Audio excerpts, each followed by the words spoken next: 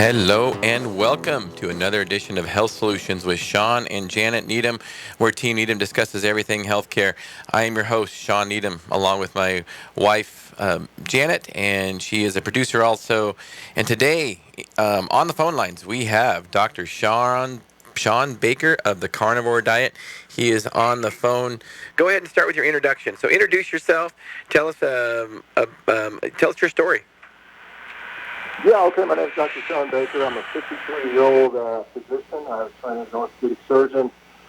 I've been an athlete my whole life. I've had some world records in a number of different sports. I got into nutrition about a decade ago as I saw, as a mid-40-year-old guy, starting to see my health decline despite, still very high-level athletics and training, and kind of went through a little bit of a nutritional journey, starting with switching sports, going from Highland Games world champion, which you see these guys that wear kilts and throw these big, big telephone pole things called cavers and stones and 56-pound weights we throw with one arm. I went from that where I was I'm 6'5", so I was close to 300 pounds when I did that, and I slimmed down to about 240. I got into, competitive rowing where I'm a world champion in that. But I went on a dietary journey, and it started with a very low-fat, low-calorie, lean protein approach. I used that to lose about 50 pounds. Going from about 300 to it was about 6. I was about 290 at that time. 290 from 290 down to 240 was absolutely miserable, awful. The nurses at work said they liked the fat, big Dr. Baker a lot better because I was grouchy and hungry and really didn't enjoy life. Trying to calorie restrict and eat leaves, so it didn't work too well. So I had a journey. I went on a paleo cell diet, which I did for about 2 years, and I got into a low-carb diet, started really reading about the research behind that. Eventually ended up on a ketogenic diet for a couple of years, and then I kind of gravitated to this carnivorous diet about 3.5 years ago, and sort of did a 30-day experiment with that and felt really the best I'd felt in my entire adult life, to be honest, and really enjoyed feeling that way. I did it for 30 days and kind of went back to my regular diet at the end of 30 days and immediately felt worse. And so it didn't take me too long to figure out I enjoyed feeling good and performing good and, all those things to kind of switch back to that. And so I've been on this, almost exclusively, and I say almost exclusively. I include a few other things, but I'm primarily a guy that eats basically nothing but steaks. I'll have a few eggs here and there, a little bit of seafood, and occasionally dairy, and very rarely I'll have, a little bit of plant matter will creep into my diet, but it's almost so infrequently as I can almost say pretty much never. So tell us a little bit about your history of your medical practice and what kind of practice you had. Yeah, so I mean, like I said, I trained as an orthopedic surgeon. So I went kind of interesting. I started out in medical school after college. I had a biology degree. I graduated with honors from medical school. Well, let me back up. I started in medical school in 1989, University of Texas, and I left after a little over a year in to go play professional rugby. I somehow got into playing rugby while I was in medical school in my spare time and ended up being quite good at it. I got recruited to go play in New Zealand among some of the best athletes in the world. Did that for a couple of seasons, came back. Wasn't ready to hang up my rugby cleats at that time, so I ended up joining the military, where I launched nuclear bombs as my day job, and then I played rugby for the military. I did that until I was 30, where I got tired of getting my head kicked in on the rugby field. And I went back to medical school, and the military had paid for that, so I went back, graduated with honors, secured a residency in orthopedic surgery, which is one of the more difficult, one of the most difficult specialties to get into in the United States, and I went back in as a military surgeon. Then got sent to Afghanistan, where I took care of just hundreds and hundreds of war casualties. Did that for about 6 months. Went back into practice, finished up my time in the military, joined civilian practice, and then was the head of the surgical department for orthopedic surgery at the hospital I was at. I had a bunch of surgeons working under me, and then really got into lifestyle stuff. And then I started doing more and more nutrition and lifestyle with my patients. Ended up canceling a lot of surgeries, sort of backing away from the surgical approach, and that kind of runs counter to what the hospital wants. The hospital wants you to do a lot of procedures and surgeries because that's really, quite frankly, what pays the bills. Keeps the lights on and pays the employees is doing lots of procedures. So I got out of that, and started getting into more of a nutritional, lifestyle-based stuff. And since that time, I've written books, I've been on the speaking circuit, lecturing all over the world. Consulting people on nutrition and lifestyle. Started a company called MLRX.com where we are trying to, not just put Band-Aids on sick people. We're actually trying to make healthy people. And I think that's where we need to go as a healthcare industry. We need to, get out of this disease management industry and embrace what I like to call health creation, because I think we can argue about how to pay for, we already spend $3.5 trillion a year on healthcare. Right. And trying to pay for all that is really just, it's kind of getting ridiculous. We're bloated. We're, wildly inefficient as a healthcare system. And I think the focus really has to be on let's not have so many sick people. And I think this is what, my goal has been going forward. Absolutely. So we'll talk about that a little bit more in the later segments. I like that term, health creation. I've never heard that, and I like that. And you were correct. I mean, disease management. What I like, we're sick. We have a sick care model, and just like you said, when you were doing procedures, doing orthopedic surgeries, it was, counterproductive for the system when you would tell people about diet and get them on a good diet and they wouldn't need surgeries. Now, on our radio show, we talk a lot about different disease states and how we can prevent them by our lifestyle, whether it be diabetes or whether it be hypertension or whether it be hypercholesterolemia, cardiovascular disease. I think, to me, it comes kind of as a surprise a little bit when I find out that so many surgeries can be prevented, like orthopedic surgeries, because of diet. Do you have any numbers? I mean, is it 50%? I mean, do you have any kind of idea of how many surgeries could be prevented if people would change their diet and lifestyle? I don't think there might be a study on this. I can tell you from personal experience, one of the reasons I went into orthopedics because I had this glamorous view of, people coming with broken bones, and I'd put a metal rod down and fix them, and they'd be walking the next day. And certainly that happens. That happens, not uncommonly. But the vast majority of what I saw as just a day-to-day, on-the-ground, everyday orthopedic surgeon was lifestyle-related diseases that manifest themselves as orthopedic issues. And when I say that, I think pretty much most arthritis, most tendon disease, a lot of tendon tears, the things we see, these degenerative diseases that we see as people get into their 30s, 40s, 50s, and 60s and so on, where things start tearing and ripping and partially tearing, and they have these, peripheral neuropathy diseases, these carpal tunnel syndromes, knee arthritis, the hip arthritis, the shoulder arthritis, the rotator cuff tears, even some of the acute fractures related to fragility and osteoporosis. All of those probably could be avoided if we had the proper diet and lifestyle, put in place, or significant percentages. I would estimate something like 70 to 80% of the operations I did probably were preventable. So, it's enormous. Wow, that is a huge number. Yeah, I was kind of under the impression, like you said, when you were going into orthopedics, that, broken bone, you put a rod in it or whatever, but it sounds like a lot of it is kind of maybe disease management, or could be managed with better lifestyle choices. Yeah, obviously the prevention aspect has to come in early. You're not going to prevent people from disease starting at 60 when it comes to these things. You got to hit them in their 20s and 30s and sometimes even earlier. But that's where if we had those focus, we would dramatically diminish the rates of requirements for surgeries and some of these chronic orthopedic problems. They're just ubiquitous. They're so common. Right. I think it's one of the most common reasons to see the doctor, and at least in Western practice. So did you have any pushback from your colleagues or, the system when you decided you were going to try to manage your patients with lifestyle issues?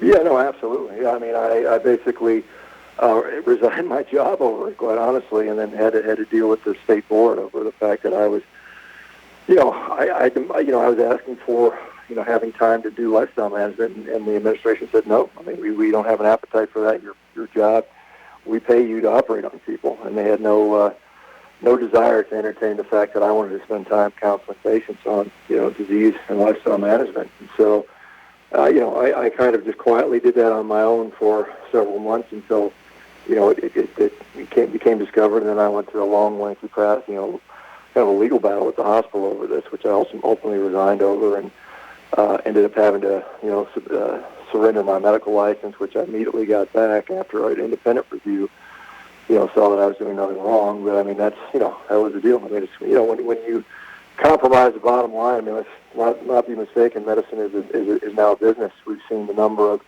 administrators that are in the healthcare industry go up by something like 800%, while the number of physicians have kind of remained stable over the last 20 to 30 years. So it's clearly become just a business model, a disease management industry, and it's all driven by, dollars. And, the patient outcomes are kind of a secondary consideration, quite honestly. Yeah, I get very jaded with that system. Yeah, I totally agree with you. I mean, we talk about it on this show a lot about how we have a sick care model, and honestly, I mean, some people might not want to admit it, but I think, a lot of the system doesn't want to necessarily heal people because that's how they make money. So, and obviously it's not working in our country because cardiovascular disease and all kinds of chronic diseases at an all-time high. So we need to definitely do something different. So let's go ahead and go into our first commercial break. Dr. Baker, stay on the phone, and we'll be back in just a couple minutes to talk more about the carnivore diet. All right, welcome back to our show. If you missed the first segment, Dr. Shawn Baker is on the line with us. He's the author of the Carnivore Diet and has a great website, MLRX, on training people how to eat well and prevent lifestyle-related diseases. Before I get into that, I want to read an excerpt from my book, talking a little bit about sick care and what Dr. Baker was talking about health creation. I love that term. I'm going to start using that if you don't mind, Dr. Baker. And in my book, it's called Sickened, How the Government Ruined Healthcare and How to Fix It. And a lot of these issues, you can look back, and the government made some pretty big changes to our healthcare system when they started getting involved in healthcare, and I think that's why a lot of this model is driven by them, and a lot of the problems have been caused by them. So I'm going to just read an excerpt from my book, and really it is chapter 3 in my book, looking back to move forward. So we didn't look back too far with Dr. Baker. It was less than 10 years ago where he was having his issues happen. But it's important to understand that, this has been a 70-year process. And that all is summed up in my book. So those who do not know history are deemed to repeat it. That is a quote from George Santayana, and that is so true. That's not a novel quote by any means. But if you don't know the history of our healthcare system and what has been going on for the last 70 or 80 years, then you might not understand it. So go to Amazon, download my book. It's on Kindle. Sickened: How the Government Ruined Healthcare and How to Fix It. So, Dr. Baker, welcome back to our show. And I would like to go in. Thank you. You're welcome. So the carnivore diet, specifically, obviously it's the carnivore diet. Is that meat only? Tell us some details about what your book goes into about the carnivore diet. Yeah, I mean, I think obviously there's a lot of meat involved in a carnivore diet. I think for some people, a fully 100% carnivorous all-meat diet is the answer. I know that's very controversial. I mean, if we look at the standard American diet, which pretty much most people will agree is not served too many people well with regard to health, we see that it is about 70% plant-based, despite the complaints that we eat too much meat. When we actually look at the American diet, particularly when it comes to red meat, only about 5% of our diet actually is red meat. So it's a very tiny fragment of the diet. And what we're seeing with people that eat a meat-based diet is quite the opposite of what we're told is happening. And so the way I define a carnivore diet is basically a diet that focuses on meat as the primary source of nutrition. And then what we do is we take plants and we either eliminate them completely, or we limit them to the degree that's necessary to obtain good health. And so at the end, I think that last saying is the most important part.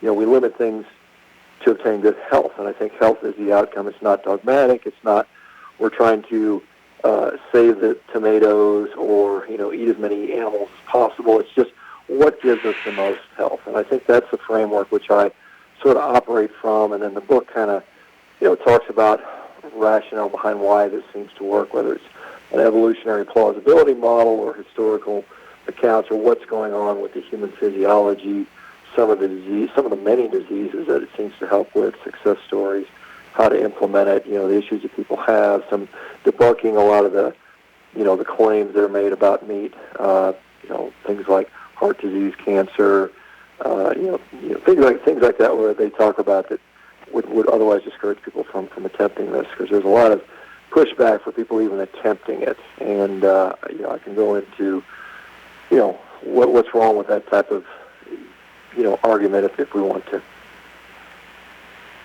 Yeah, no, please. Yeah, no, please go into that. Let's. What is the pushback?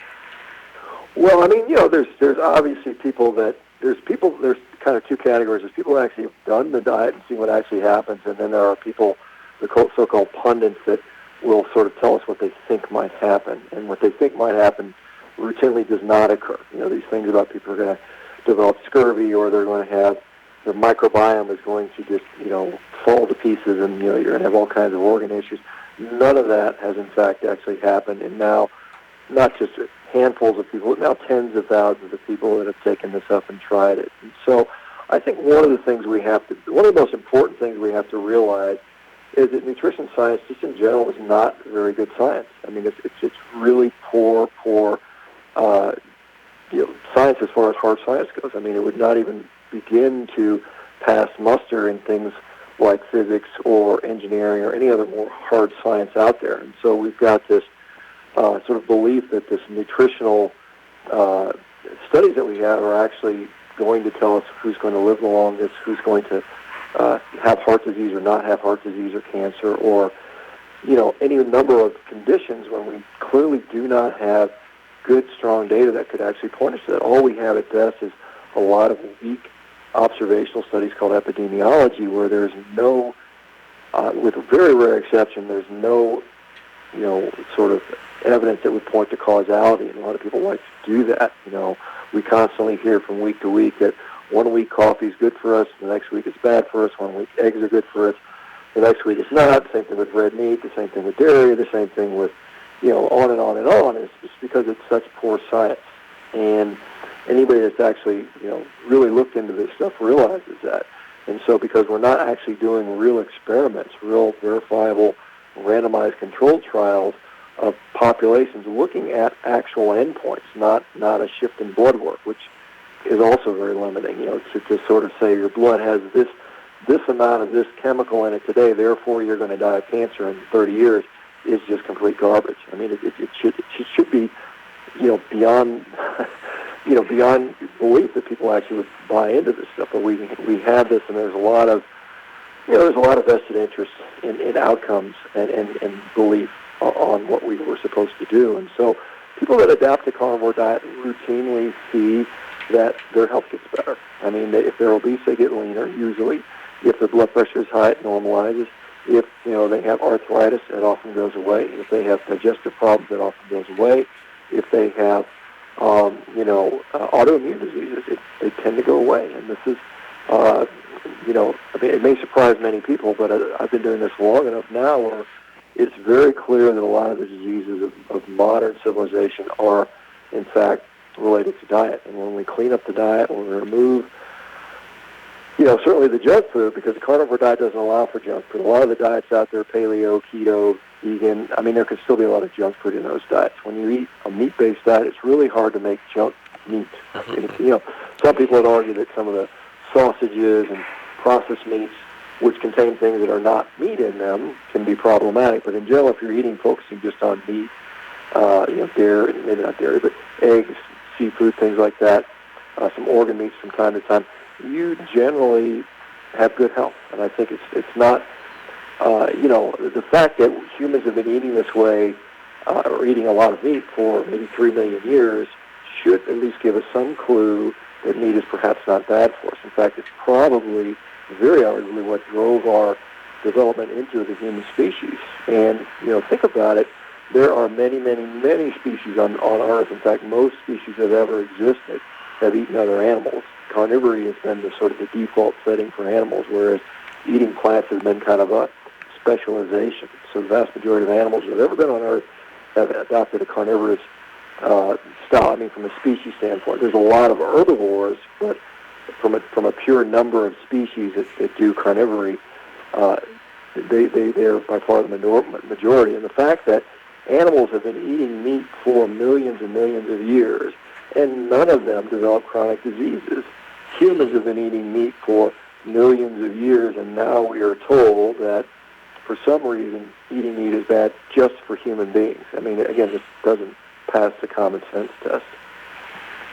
Yeah, that's true. And so I love your analogies, and obviously you've been asked these questions before, and I will tell you one of the ways to really start engaging people is, on social media, is talking about eating meat, because there will be people trolling your page that are vegans that want to personalize it. I'm sure you have personal experience with that too. So when it comes to the carnivore diet, so in your book specifically, what do you talk about as far as, you said it's not completely carnivore, is that correct? You allow some vegetables, or how, you want to expand on that? Yeah, I mean, like I said at the beginning, make meat the essence of the diet. This is where the nutrition came from. If we were to flip our dietary, standard American diet around to 70% meat-based and 30% plant-based, we would see a tremendous improvement in health, particularly if that 30% did not come from Pepsi and Coca-Cola and French fries and Twinkies and Doritos and all that garbage that people eat. So like I said, you can start out using it as an elimination diet. This is for people that may be struggling with health issues, and I mean, obviously going to the doctor and getting pill after pill after pill doesn't seem to be the answer. So if you're going to try a diet, you go on a relatively strict carnivore diet. You exclude all the plants, and then you add them back in, one at a time to see what you can tolerate. I don't, if somebody goes and has a steak and they put some parsley on it, you're not like kicked out of the carnivore club. I mean, this isn't an ethos. This isn't a ideology. We're not trying to save the tomatoes or do anything like that. It's just eating in a way that makes us find out what's the best stuff. And for some people, if they're fortunate enough to be able to have some fruit, have some vegetables, have some dairy, have whatever, and not have any negative health consequences to it, then that's completely fine with me. I don't have a problem with that. In fact, I think there can be.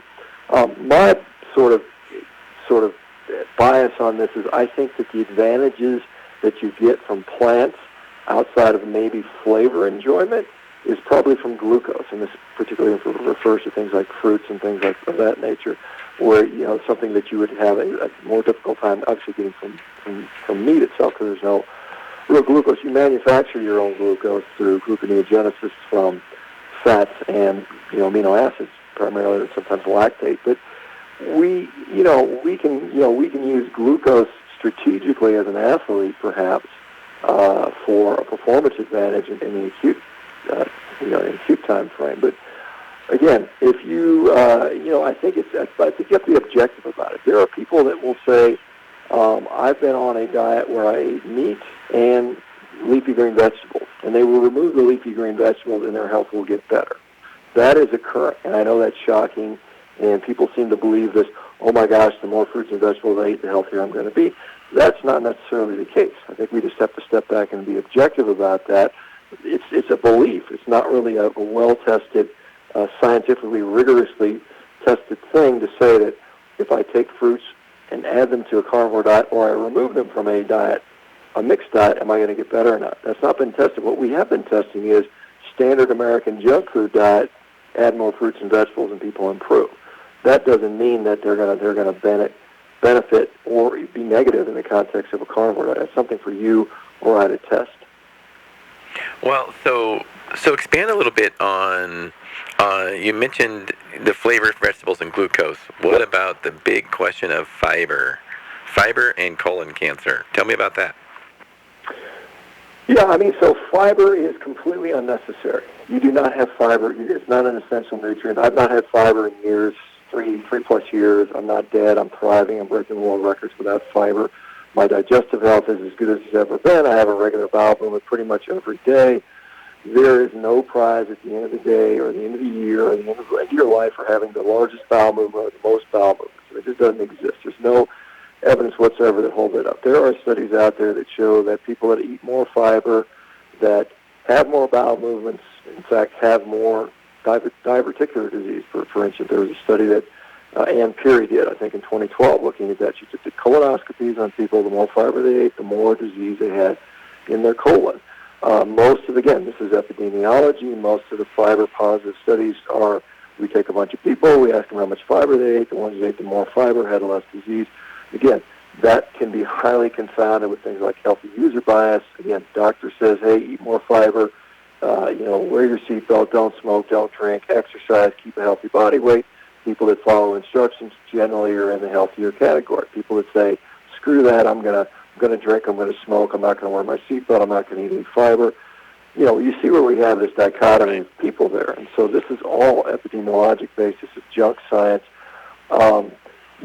When some of the thoughts now are fiber attracts a healthy microbiome. These bacteria will create short-chain fatty acids. The short-chain fatty acids, particularly butyrate, will nourish the colonocytes. These are the cells that line the colon. Well, there are many ways to get those short-chain fatty acids. If you are on a low-carbohydrate diet, your body will create something called beta-hydroxybutyrate, which is very similar to butyrate. In fact, it rapidly can change to butyrate, and that can nourish those very same cells. Also, you can get butyrate from eating butter. You can get short-chain fatty acids from amino acids, things like propionate, acetate, methylbutyrate, so on and so forth. So, this is some belief that we have to have this fiber in our diet. This goes back to Dennis Burkitt, who was a physician in the 1940s who looked in Africa and saw that, look at these African populations, they eat a lot of fiber and they don't have diabetes and they're not obese. And he compared it to the UK people who were starting to develop obesity back then. But he failed to examine the fact that they weren't eating any sugar either. And John Yudkin made that observation, but the low-fat sort of dogma held won. I think the Sugar Institute sort of helped to steer that with donations to guys like Fred Stair at Harvard University to kind of prop up sugar and demonize fat. So fiber is not essential. It is conditionally beneficial, particularly if you're eating a standard American diet, but it is 100% not essential. When we look at risk of colorectal cancer, and this is another thing we talk about, there are many, many risk factors for colorectal cancer. Risk factors and actual disease are a huge difference. We can talk about cardiovascular disease as well, but when we talk about risk factors for colorectal cancer, the bigger risk factors are obesity, central adiposity, and visceral fat, chronic inflammation, hyperinsulinemia, and the biggest risk factors, things like inflammatory bowel disease. These would be things like Crohn's disease and ulcerative colitis. These things have, particularly the inflammatory bowel disease, when we look at relative risk, and relative risk is a little bit confusing, but relative risk for inflammatory bowel disease, we're looking at 3,000% increase in rates of colorectal cancer. When we look at hyperinsulinemia or visceral body fat, we're looking at 600% increase in colorectal cancer. Obesity, maybe 200% increased risk. When we look at red meat, as per the World Health Organization 2015 we're looking at 17%. 17% relative risk means an absolute risk increase of around 1%.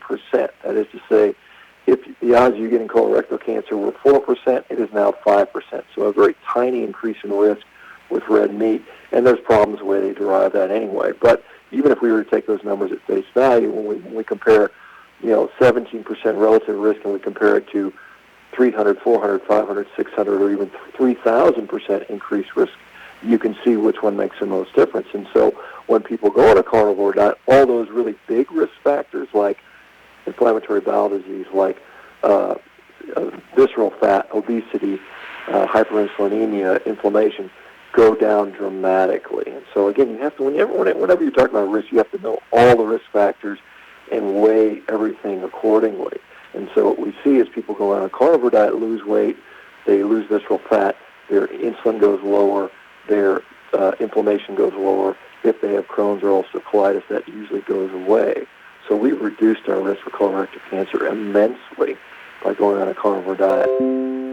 Great. So that's a good place to end up this second segment. We appreciate you being on, and you are just a wealth of knowledge. Thank you so much for being on our show. We will be back in a few minutes. You're listening to Health Solutions with Shawn and Janet Needham on AM 1470 KBSN.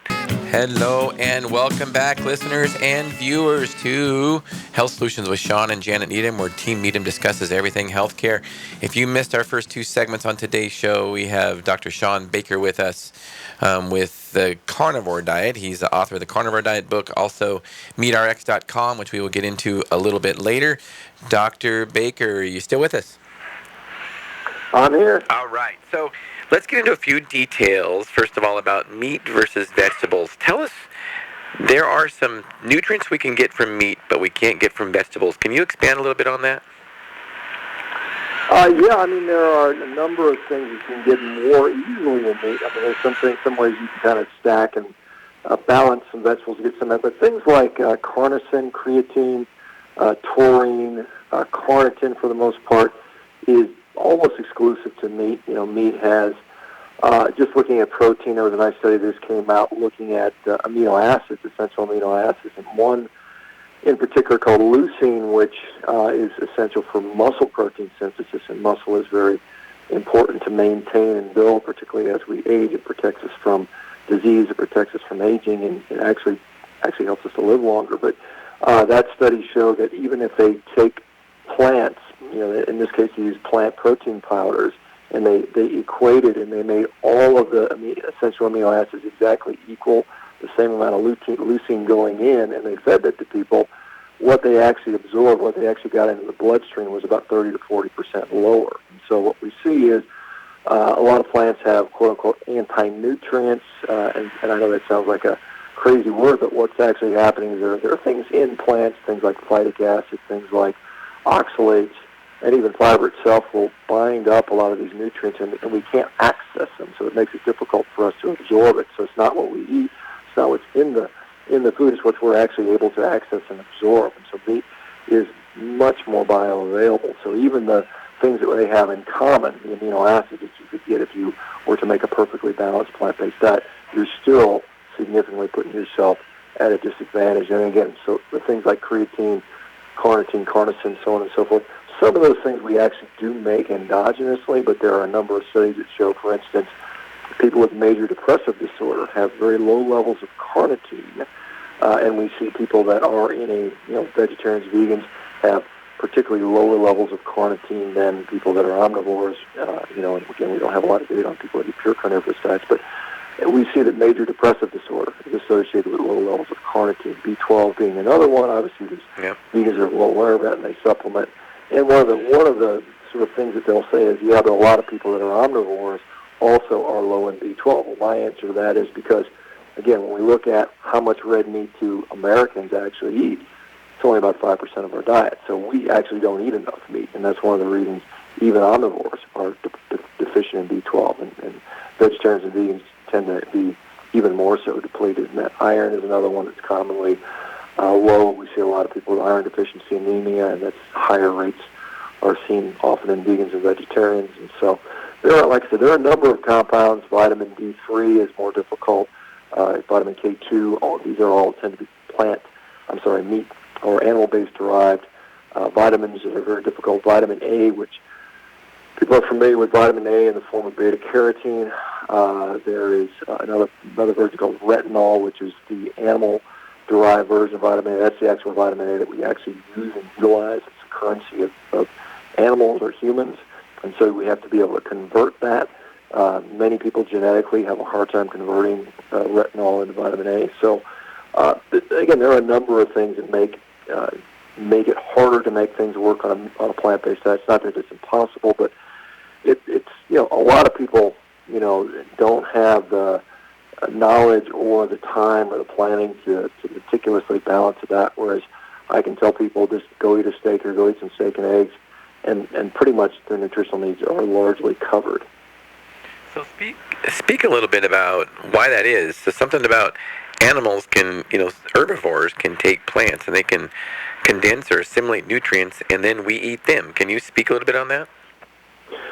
Yeah, I mean, that is kind of the circle of life. That's how things have been for a long time. I mean, the animals take, a cow will graze. Their stomach capacity is that of about a 55-gallon drum. They have this huge, giant vat of fermentation vat filled with, micro bacteria that can sort of ferment the grass and the fiber they eat, turning it into short-chain fatty acids for the cows.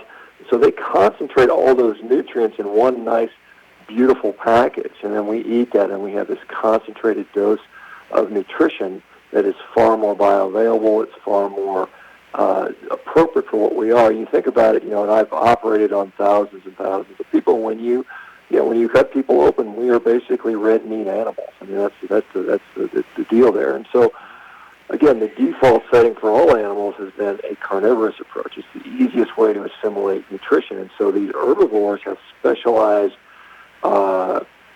digestive adaptations in the things like cows and other ruminants, cows, sheep, deer, elk, things like that. They have this giant rumen, this four-chambered digestive compartment where they can kind of deal with all this vegetation, and they eat. They continuously graze all day long, eating, tens of pounds of grass per day. And then there's other animals that are rear gut fermenters, and these are things like horses and zebras and elephants and some primates like chimpanzees and gorillas. And again, they also have a strategy where they have this huge hindgut, this giant colon, this giant cecum. A gorilla, for instance, who might weigh 200 or 300 pounds, depending on the sex of the animal, not that much bigger than a human. I mean, a big human might weigh 300 pounds, but the gorilla is eating 40 to 60 pounds of food a day. Wow. This is, and they have this, again, huge hindgut fermentation vat. And not only that, because they can't get B12 from their food, they have to actually eat their own feces, or they often do that to get the B12 that they're missing. And so humans no longer have that. Humans, again, if we look at an evolutionary theory, somewhere 7, 8 million years ago started to, this line started to diverge, and we lost most of that capacity. In fact, if we look at the actual hardware, the anatomy, the gut anatomy of different primates, or different animals, we see that, like a chimpanzee or gorilla might have 50 to 60% of its gut anatomy dedicated to fermentation. Plant fermentation, a human only has about 17%. That is basically what a dog or a cat has. I think a dog and a cat have, 18 and 16% respectively. So we basically, from an anatomy standpoint, have a very similar digestive tract to a cat or a dog from a fermentation capacity, which means probably we don't do well with lots and lots of fiber like a gorilla might. And we see that all the time as people develop irritable bowel syndrome. We're told, eat more fiber. And we have these people that just are constantly bloated. They constantly have gas. They have pain. And when you eliminate that, when you eliminate all the fiber from the diet, these people clearly just get better. And it's repeatable. It's done over and over and over again. The fiber, again, this is something that's indigestible by humans, by all mammals, by all vertebrates. We put that in our digestive system, and we tend to, not do well with it. So, what about bowel movements then? I mean, we're talking about healthy bowel movements and frequency and all that. When you switch to carnivore only, does that change? Well, yeah, I mean, generally people have smaller bowel movements because we just don't have as much junk. I mean, we're not wasting, we're absorbing. Our meat is, in contrast to what people might tell you how meat rots in your intestines, it doesn't. I mean, it's extremely, extremely well digested in the small intestine. There's many, many people that have, ileostomies, where they have a bag, where they go to the bathroom in a bag, and they will tell you 100%, and there's actually studies on this, that if you feed people meat, that is completely digested. Almost nothing comes out. In contrast, if you feed them vegetables and other fibrous type things, almost all of it passes through the small intestine completely undigested. And this is kind of a little maybe gross, but think about, you eat a bunch of corn and you see corn in your toilet, but when's the last time you saw a piece of steak in your toilet? I mean, it just doesn't happen. It never happens, right? So, I mean, but when we actually studied 100 people going on a carnivore diet for 90 days, and we actually had them track their bowel frequency every single day. They would mark if they had a bowel movement or two or whatever. And after 100 days, the average frequency for bowel movements was slightly over one bowel movement per day. It was like 1.2. So every 5 days, they would have 6 bowel movements. So, we still have bowel movements. Now, in the beginning, early on during the transition period, there'll be a period of time where people have less frequent bowel movements. Some people even develop, loose stools or diarrhea. But over time, basically the bowel works well. And most people will comment this is the most regular, least pain, most comfortable digestion. In fact, you don't even notice digestion. It's like it goes away completely. It's kind of like, you can eat a big steak and 30 minutes later you can get up and run around. Whereas before, you fill up on whatever and you're bloated, you're uncomfortable, you need to lay down, you need to take a nap. That goes away. You just feel good. So that, I guess it begs the question, and I'm sure you've thought about this, but if we're not absorbing those nutrients and we're just eliminating them, what's the benefit of them? That's a good question, right? Right. I mean, so a lot of people will go on a heavy fiber plant-based diet and, they'll lose weight. Well, what's happening in many cases is a lot of that nutrition is just getting flushed down the toilet. I mean, you're absorbing a percentage, but a large percentage of it just goes away. So you are basically eating, it could be as if you were eating rocks or cardboard. I mean, you would eat that, it would fill you up, it passed your digestive tract. I don't know about the rocks, but you could literally potentially eat cardboard, I guess, and get a similar effect. I mean, there is some nutrition you absorb, but it is much more difficult to absorb. In fact, recently, I think the USDA through the RDA recommends that if you're eating phytic acid, which are compounds found in beans, legumes, grains, and whatnot, if you're eating 1,000 milligrams of phytic acid, you need to double your zinc intake to make up for it because you're just wasting it down the toilet. If you eat 2,000 milligrams of phytic acid, then you need to triple your zinc intake. So we're clearly seeing the recognition that eating these plant compounds means we're just not absorbing nutrition, and so it's kind of sad to say in America, 40% of the food we produce ends up in a landfill. Most of it fruits and vegetables and baked goods. And you think about it, how many times have you gone to the store, bought a bunch of organic fruits and vegetables, only 3 days later to throw half of it out? I mean, this is happening over and over again. And then the 50% that you don't throw out, you eat, and then a significant percentage of that nutrition just goes in the toilet. So it's kind of a really inefficient way to get calories and nutrition. And interestingly enough, if we look at the food availability and loss data, the average American goes through about 2,000 pounds of food per year. Some of it we eat, some of it we throw out. But if we look at that, if we compare that to what a person on a carnivore diet might eat in an average year, it's something around 600 to 800 pounds. And so not only are you eating, you're just not eating as much food in general, and you're not throwing out as much food. So, it's actually a very efficient way to eat, and probably, if we look at the environmental impact, probably even less if we care to look at those numbers. Most people don't want to discuss kind of that aspect. Right. No, that's a good. I'm glad you mentioned that. That's really good.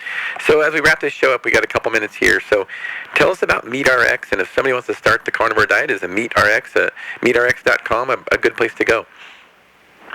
Yeah, absolutely. MeatRx.com. We've got a nice FAQ. You can go there and check out the FAQ. We have the largest collection of success stories on the planet with the carnivore diet. We have hundreds and hundreds of different categories of people that have responded to various things, whether it's arthritis, anxiety, depression, autoimmune issues, weight loss, thyroid issues. It goes on and on and on. We've got a research library of all kinds of articles and scientific articles that talk about that. We have articles that go into agriculture and the environmental impacts.